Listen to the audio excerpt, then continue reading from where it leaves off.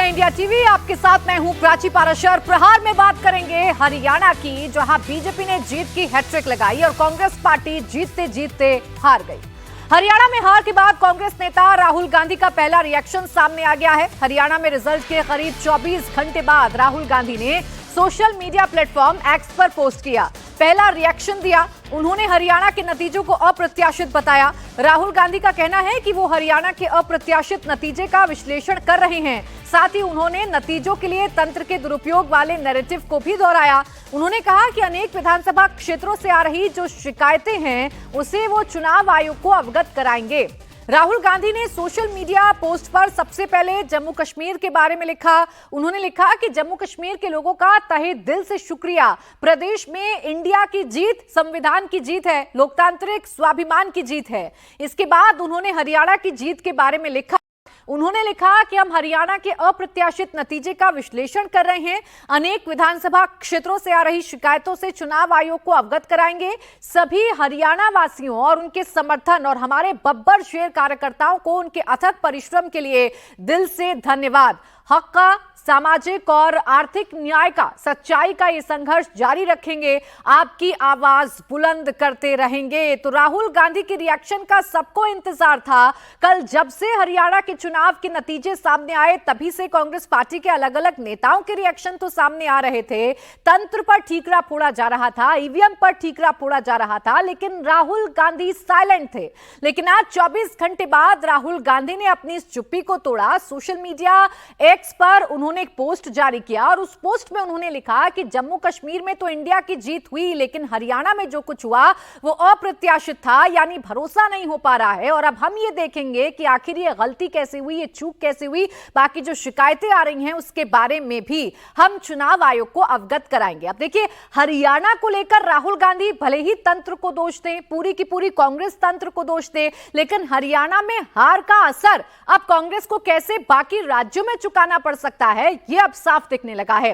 हरियाणा में कांग्रेस की हार का साइड इफेक्ट नजर आने लगा है। कांग्रेस की सहयोगी पार्टी अब इस पर सवाल उठा रही है। संजय राउत ने कहा कि हरियाणा में इंडिया गठबंधन की हार इस वजह से हुई क्योंकि कांग्रेस को लगा कि वो अपने दम पर जीत जाएंगे और उन्हें सत्ता में किसी अन्य साथी की जरूरत नहीं है। कांग्रेस नेता हुड्डा जी को लगा कि हम जीत जाएंगे। तो संजय राउत ने यह साफ कर दिया कि कांग्रेस जो कॉन्फिडेंस की जगह ओवर कॉन्फिडेंस में आ रही थी, यही संजय राउत कहना चाह रहे हैं। उन्हें लगने लगा कि अपने दम पर जीत जाएंगे और उन्हें इस बात का झटका लगा कि कांग्रेस जो है वो हार गई है। देखिए, महाराष्ट्र में चुनाव होने हैं और संजय राउत का यह बयान काफी अहम है। जम्मू कश्मीर में भी 90 विधायक है और हरियाणा में भी 90 है ना, 90 है, 90 वाला मामला था ये। तो एक 190 50-50 नहीं 90-90 हो गया। एक 90 गया इंडिया आघाड़ी के, इंडिया गठबंधन के पास और दूसरा आया बीजेपी के पास। जम्मू कश्मीर में हम इसलिए जीते कि वहां इंडिया गठबंधन चुनाव लड़ रहा था उमर अब्दुल्ला जी के या डॉक्टर फारूक अब्दुल्ला जी के नेतृत्व में। इंडिया आघाड़ी का जो है वहां कांग्रेस उनके साथ और भी होती है। हरियाणा में इंडिया गठबंधन नहीं बन पाया। हरियाणा में इंडिया गठबंधन नहीं बन पाया क्योंकि वहां कांग्रेस को लगता था कि बस हम अपने ताकत पर, अपने बलबूते पर जीतेंगे तो सत्ता में और कोई भागीदार नहीं चाहिए। तो हमारे जो मित्र है हुड्डा जी या कांग्रेस के नेता है, उनको लगा कि हम ही जीतेंगे। अगर समाजवादी पार्टी है अखिलेश जी की, आप है केजरीवाल साहब के नेतृत्व में, हमारे जैसे छोटे छोटे दल है, हमारे खाते में 1-2 सीटें आ जाती तो जरूर ये जो चित्र है, ये निर्णय है जो जनता ने दिया, उसमें जरूर बदलाव होता।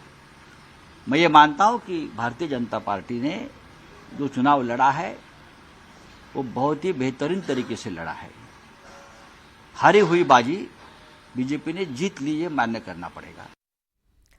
तो संजय राउत ये साफ कह रहे हैं कि कांग्रेस अपने बलबूते पर अभी सत्ता हासिल कर ले, इतनी मजबूत कांग्रेस हो नहीं पाई है। कांग्रेस को अपने साथियों की जरूरत है और जहां कांग्रेस अपने साथियों को छोड़ेगी वहां ऐसे ही परिणाम भुगतने पड़ेंगे जैसा कि हरियाणा में भुगतना पड़ा है। और देखिए, सिर्फ शिवसेना नहीं है बल्कि आम आदमी पार्टी ने भी कांग्रेस को अहंकार छोड़ने की नसीहत दे डाली है। आप सांसद राघव चड्ढा ने ट्वीट कर कांग्रेस पर तंज किया। अलायंस नहीं होने से कांग्रेस को नुकसान का फैक्टर याद दिलाया। राघव चड्ढा ने शायराना अंदाज में लिखा है कि हमारी आरजू की फिक्र करते तो कुछ और बात होती, हमारी हसरत का ख्याल रखते तो एक अलग शाम होती। आज वो भी पछता रहा होगा मेरा साथ छोड़कर, अगर साथ साथ चलते तो कुछ और बात होती। अब देखिए, शायराना अंदाज बहुत कुछ कह रहा है। ये शायराना अंदाज ये बता रहा है कि आखिरी वक्त तक आम आदमी पार्टी और कांग्रेस के बीच में जिस गठबंधन की कोशिशें चल रही थी, अगर वो चलती रहती, अगर वो गठबंधन हो जाता तो शायद कांग्रेस को बुरे परिणामों का सामना ना करना पड़ता। आपको जानकारी दें, गठबंधन नहीं हुआ, आम आदमी पार्टी ने अकेले फैसला चुनाव लड़ने का लिया। 89 सीटों पर उन्होंने कैंडिडेट उतारे, 87 उम्मीदवारों की जमानत जब्त हो गई, लेकिन 1.79% वोट पाकर आम आदमी पार्टी ने कांग्रेस को कई सीटों पर डैमेज जरूर किया है। वोटों का जो बिखराव हुआ है उसने कांग्रेस को सबसे बड़ा नुकसान पहुंचाया है और इसीलिए अब अपने ही कांग्रेस को नसीहत दे रहे हैं, गठबंधन के सहयोगी ही कांग्रेस को नसीहत दे रहे हैं और कांग्रेस को कह रहे हैं कि अहंकार कांग्रेस को छोड़ना होगा अगर विजय रथ को आगे लेकर जाना है तो। हरियाणा में बीजेपी 48 और कांग्रेस 37 के फिगर पर है। कम से कम 5 सीटों पर आम आदमी पार्टी को मिले वोट कांग्रेस की हार के अंतर से ज्यादा या लगभग बराबर हैं। अगर आम आदमी पार्टी का ही वोट कांग्रेस को मिलता तो कांग्रेस को 5 सीटों का सीधा लाभ मिलता। कांग्रेस 37 से 42 पर पहुंच जाती, बीजेपी 48 से 43 पर आ जाती, जिसके बाद आईएनएलडी की 2 सीट और 3 निर्दलीय को लेकर कांग्रेस सत्ता में आ सकती थी और इसी बात का एहसास अब आम आदमी पार्टी भी कांग्रेस को करवाना चाह रही है। उधर महाराष्ट्र, जहां चुनाव होने हैं और किसी भी दिन चुनावों का ऐलान हो सकता है, वहां उद्धव गुट भी ये बता रहा है कि हमारी अहमियत कितनी है और अब कांग्रेस को इसका जो परिणाम है या जो इसका असर है या साइड इफेक्ट है वो महाराष्ट्र में भुगतना पड़ सकता है। आपको बताएं कि हरियाणा की वो 5 सीटों का मीटर आपको दिखा देती हूं जहां पर आम आदमी पार्टी के चुनाव लड़ने से कांग्रेस को सीधा डैमेज हुआ। उचाना कला में कांग्रेस 32 वोटों से हारी, यहां आम आदमी पार्टी ने 2495 वोट बटोरे। असंध सीट पर कांग्रेस 2306 वोट से हारी, यहां आम आदमी पार्टी ने 4290 वोट पाए। डबवाली सीट पर अगर आप बात करेंगे तो कांग्रेस 610 वोट से हारी, यहां पर केजरीवाल के कैंडिडेट को 6606 वोट मिले। दादरी में कांग्रेस की हार का जो मार्जिन है वो 1957 वोट है, जबकि आपको यहां 13 से ज्यादा वोट मिले।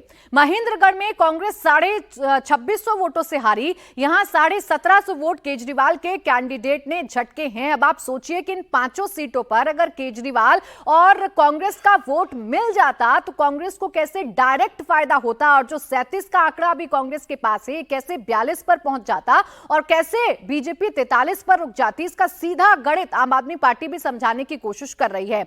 अब देखिए, सिर्फ आम आदमी पार्टी नहीं बल्कि कांग्रेस के दूसरे सहयोगी भी अब कांग्रेस को नसीहत दे रहे हैं। आम आदमी पार्टी ने जहां अहंकार छोड़ने की बात कही तो वहीं उद्धव ठाकरे की पार्टी ने सलाह दी कि कांग्रेस को अब रणनीति पर मंथन करने की जरूरत है, क्योंकि सीधी फाइट में वो बीजेपी से हार जाती है।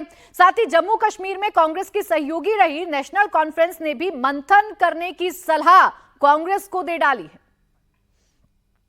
हरियाणा में अब बैठ के समझना पड़ेगा। मतलब मैं तो पहले ही से कहता था कि ये एग्जिट पोल जो है ये आप खामखा वक्त बर्बाद कर रहे हो, लेकिन इतना गलत, मतलब कि बंदा सोच भी नहीं सकता है। आप चले ना, 18 के 20 होते, 20 के 22 होते, यहाँ 30 के 60 हो गए और 60 के 30 बने। और जो लोग मतलब अपनी कपड़े तैयार करके राजभवन का जो है रास्ता नाप रहे थे वो बेचारे घर में बैठे रहे और बीजेपी ने तीसरी बार वहाँ हुकूमत बनाई। अब इसके पीछे क्या वजूहात हैं उस पर कांग्रेस को थोड़ा सा तो गहराई में जाके सोचना होगा, लेकिन वो मेरा काम नहीं है। मेरा काम यहाँ पे जम्मू कश्मीर नेशनल कॉन्फ्रेंस को चलाना है और अलायंस की मदद करना है, जो मैं करूँगा। उमर अब्दुल्ला हूं, संजय राउत हूं, चाहे राघव चड्ढा हूं, इन तीनों के बयान कांग्रेस को क्या समझाने की कोशिश कर रहे हैं और इन तीनों के बयानों के बाद कांग्रेस के लिए क्या बदल रहा है ये आपको समझाती हूं। ये हार कांग्रेस के लिए बड़ा झटका है, क्योंकि अभी महाराष्ट्र और झारखंड में चुनाव होने हैं और वहां पर सहयोगी पार्टियों ने अब प्रेशर पॉलिटिक्स शुरू कर दी है। इसका असर महाराष्ट्र, झारखंड में देखने को मिलेगा। सहयोगी पार्टी अब कांग्रेस पर ज्यादा से ज्यादा सीटें लेने का दबाव बनाना शुरू कर चुकी हैं। हार की वजह के कांग्रेस की बार्गेनिंग पावर भी कम हो गई है। अभी तक कांग्रेस जो कॉन्फिडेंस में थी 2024 के लोकसभा चुनावों में 99 सीट हासिल करने के बाद राहुल गांधी को सबसे बड़े नेता के तौर पर जहां कांग्रेस प्रोजेक्ट करने की कोशिश कर रही थी, अब उस इमेज को भी डेंट लगा है। और सबसे बड़ी बात यह है कि क्या अब कांग्रेस को कॉम्प्रोमाइज करना होगा उन राज्यों में जिन राज्यों में अब चुनाव होने हैं। सवाल यह है कि आखिर कांग्रेस पार्टी को हरियाणा में हार क्यों मिली? जीती हुई बाजी जहां कहा जा रहा था कि कांग्रेस की सुनामी चल रही है, वो सुनामी आखिर कैसे बीजेपी के पक्ष में आ गई, ये आपको समझना पड़ेगा। देखिए, कांग्रेस ने जाट वोट बैंक के लिए हुड्डा को कांग्रेस ने प्रोजेक्ट किया था। कांग्रेस में अघोषित रूप से हुड्डा सीएम पद के दावेदार हो गए थे, जिसकी वजह से शैलजा गुट नाराज हो गया। कुमारी शैलजा दलित समुदाय से आती हैं और इसका असर दलित वोटर्स पर पड़ा, जिसकी वजह से कांग्रेस को हार का सामना करना पड़ा। कांग्रेस ने आखिरी वक्त तक शैलजा को मनाने की कोशिश की थी, लेकिन शैलजा का चुनावी प्रचार में देर से उतरना, दिल्ली के चक्कर लगाना, हाथ मिलाकर दिल मिलाने की कोशिश राहुल गांधी का करना, सब कुछ बेकार गया क्योंकि दलित वोट कांग्रेस से छिटका है। हरियाणा में कांग्रेस से ज्यादा दलितों ने बीजेपी को सपोर्ट किया है, तभी तो हरियाणा की 17 रिजर्व सीटों में से कांग्रेस को सिर्फ 1 सीट पर इजाफा हुआ, जबकि बीजेपी को 4 सीटों का फायदा हुआ। 2019 में 7 सीटें जीतने वाली कांग्रेस सिर्फ 8 सीट जीत पाई, जबकि 2019 में 4 सीटें जीतने वाली बीजेपी को डबल सीट मिल गई। बीजेपी 8 सीट जीत गई, यानी 100% का इजाफा दलित सीटों पर बीजेपी को हुआ है। अब हरियाणा में वोट बैंक कैसे बटा, जाट वोट कैसे छिटके, दलितों का जो रुझान था वो कैसे बीजेपी की तरफ आया, इन तमाम बातों पर तो मंथन जारी है। लेकिन वो गृह कलह जो अभी तक चुनावों के बीच में आपको धीमे धीमे सुनाई पड़ रही थी, वो अब खुलकर सबके सामने आ गई है। कांग्रेस सांसद कुमारी शैलजा और कांग्रेस नेता भूपेंद्र हुड्डा की गुटबाजी अब सबके सामने है। कुमारी शैलजा ने हार पर मंथन के लिए आलाकमान से अपील की है। उन्होंने इशारे में हार के लिए हुड्डा कैंप को जिम्मेदार बताया। चुनाव से पहले शुरू हुआ ये टसल नतीजों के बाद अब सीधा दिखने लगा है। कुमारी शैलजा ने हुड्डा पर सीधे टारगेट किया और कहा कि तालमेल नहीं रखा गया, जबकि हुड्डा ने पलटवार करते हुए कहा कि तालमेल रखना सबकी जिम्मेदारी होती है। पार्टी को किस तरह से स्टेट में सींचा नहीं गया, तालमेल नहीं रखा गया, जो कौन लोग हैं जो जिम्मेवार थे सबको साथ लेकर चलने के और पार्टी को एक दिखाने के और सबको बैलेंस आउट करने के, वो भी बातें हैं। स्टेट में क्या मैसेज गया है, किस लिए लोग कांग्रेस की सरकार बनाते हुए पीछे हट गए हैं, जो एक माहौल बनाया राहुल जी ने, वो उस माहौल को एकदम निगेट कर दिया, खत्म कर दिया। इसके लिए क्या कारण हुए, ये सब बातें देखनी पड़ेंगी। देखो, कोई भी प्रजातांत्रिक पार्टी होगी, लोकतांत्रिक पार्टी होगी, मतभेद स्वाभाविक हो सकते हैं, लेकिन मनभेद किसी का नहीं था। सवाल उठाया है कि प्रॉपर कोऑर्डिनेशन नहीं था, तालमेल नहीं रखा गया था प्रॉपर। कुमारी शैलजा ने कहा है कोऑर्डिनेशन रखना किसका काम है? सबका काम है कोऑर्डिनेशन। कौन सा कोऑर्डिनेशन का मतलब की बात जब आप कर रहे हैं तो क्या आप ईवीएम की ओर इशारा कर रहे हैं? क्योंकि आपकी कुमारी शैलजा और भूपेंद्र हुड्डा के बीच की दरारों को बेशक कांग्रेस ने भरने की कोशिश की, लेकिन ये दरारें कितनी बड़ी थीं इसका अंदाजा बीजेपी को हो चुका था और बीजेपी ने इसी दरार को अपना सबसे बड़ा हथियार बना लिया। कांग्रेस इसी वजह से हरियाणा में हारी है, जिन कमजोरियों की वजह से हरियाणा में कांग्रेस हारी है, बीजेपी ने उसे हथियार बनाया। पीएम मोदी ने हैट्रिक का प्लान पहले ही तैयार कर लिया था। पीएम मोदी ने जाट वोटों की काट के लिए जाटव को साथ लिया। जो जाटव यूपी में बीजेपी से छिटक गए थे, वो हरियाणा में उन्होंने दोबारा साथ लिया। साथ ही डीएससी जो 14% हैं, जिन्हें वंचित अनुसूचित जाति कहा जाता है, उसने भी बीजेपी को एकमुश्त साथ दिया। ये डीएससी खट्टर सरकार के दौरान बना था और ये वोट बैंक बीजेपी के लिए कारगर साबित हुआ और बीजेपी यहां तीसरी बार सरकार बनाने में कामयाब हो रही है। इधर हरियाणा में हार और जम्मू कश्मीर में खराब परफॉर्मेंस के बाद कांग्रेस पर उसके अलायंस पार्टनर प्रेशर बना रहे हैं, तो वहीं हरियाणा में हैट्रिक के बाद बीजेपी कैंप में नई सरकार के गठन को लेकर हलचल तेज हो गई है। हरियाणा के कार्यवाहक मुख्यमंत्री नायब सिंह सैनी आज दिल्ली में हैं और उन्होंने प्रधानमंत्री नरेंद्र मोदी से मुलाकात की है। दोनों के बीच मीटिंग प्रधानमंत्री आवास पर हुई। करीब आधे घंटे तक दोनों नेताओं के बीच में बातचीत हुई। इस दौरान पार्टी अध्यक्ष जेपी नड्डा और गृह मंत्री अमित शाह भी मौजूद रहे। सीएम सैनी ने हरियाणा की जीत पर प्रधानमंत्री मोदी को धन्यवाद दिया और नई सरकार के गठन पर चर्चा की है। नई सरकार का गठन जल्द होगा, जल्द सैनी सीएम पद की जिम्मेदारी संभालेंगे। इसको लेकर बीजेपी ने तैयारियां तेज कर दी हैं। बैठकों का दौर जारी है और इस शपथ ग्रहण समारोह के जरिए भारतीय जनता पार्टी एक मैसेज जरूर देगी। अपनी पावर का जो एहसास है वो विपक्ष को कराएगी, क्योंकि लोकसभा चुनावों के नतीजों के बाद से ही लगातार विपक्षी नैरेटिव गढ़ने की कोशिश कर रहा था कि पीएम मोदी कमजोर हो गए हैं, भारतीय जनता पार्टी की सरकार कमजोर हो गई है, ये यू टर्न वाली सरकार हो गई है, दलितों की चिंता इस सरकार को नहीं है, जातियों के चक्रव्यूह में बांधने की कोशिश की जा रही थी। लेकिन ये सब कुछ बीजेपी ने हरियाणा में भेद कर दिखा दिया है और इसी नैरेटिव को देश में जाने की कोशिश बीजेपी की तरफ से की जाएगी। तस्वीर आपके सामने, ये तस्वीर इसलिए खास है क्योंकि अभी तक ऐसा लग रहा था, या मैं यूं कहूं कि कल तक जब से वोटों की गिनती शुरू हुई थी, ऐसा लग रहा था कि चुनाव बीजेपी के हाथ से चला गया है। लेकिन बीजेपी का माइक्रो मैनेजमेंट, सीएम सैनी का चेहरा और पीएम मोदी का जो मैजिक है वो हरियाणा में चला। इसका नतीजा ये हुआ कि भारतीय जनता पार्टी यहां तीसरी बार सरकार फॉर्म कर रही है। अब मुलाकात चल रही है। सीएम सैनी ने पीएम मोदी को धन्यवाद दिया है। प्रधानमंत्री मोदी से मुलाकात के बाद सैनी हरियाणा भवन भी पहुंचे हैं।